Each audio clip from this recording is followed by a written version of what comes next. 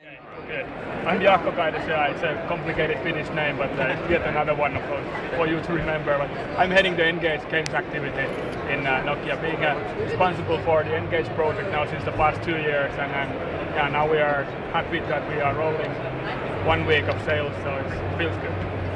And what was the reason behind including devices such as the N73 also, which do not have the support of 3D acceleration and other graphics? Because what it does now is that the N95, which say has support for better graphics, does not. But not all the games.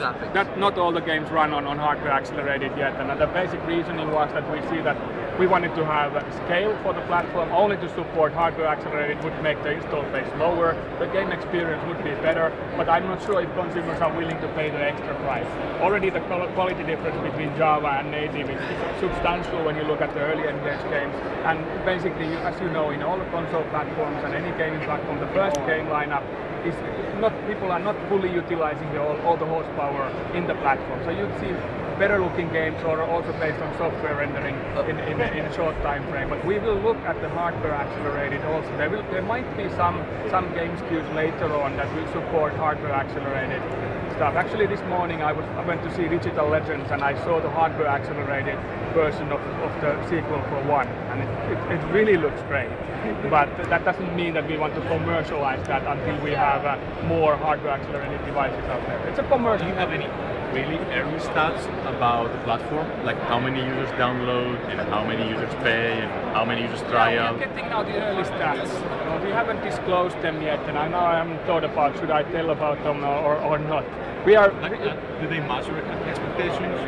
They do, yeah. I mean, of course, during the first week, I mean, what are your expectations? It's very hard to say that if 1,000 is a good number, if 10,000 is a good number. It's really more looking at the blogs, the qualitative comments.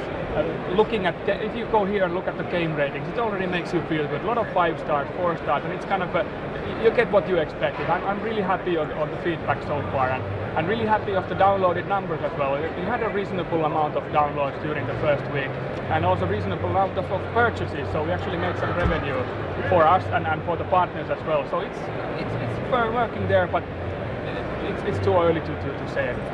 The average user, are you expecting them to kind of discover N-Gage over the next kind of course of a couple of years maybe? Is it kind of a gradual uptake, or is it going to be a marketing push to kind of make it? It will be a marketing push, but I think it's still going to be a gradual update. I think that the main channel will be the device. Once we get it pre-installed on all the devices, when the user opens the inbox and starts off and goes to the N-Gage, that's one of the things.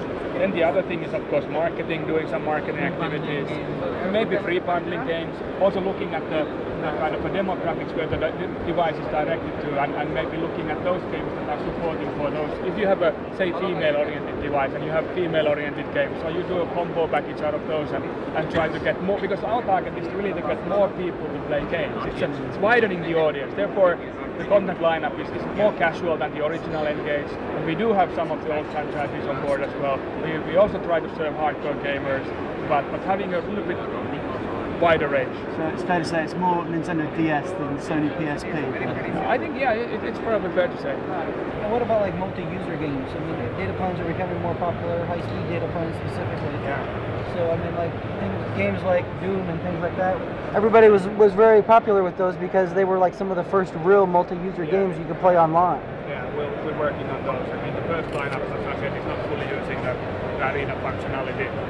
You will have multiplayer games during the second quarter. There's one that you can actually work with mobile against the PC client as well. So yes, definitely under work. So you're talking about a multi-role game with vicious PC users as well?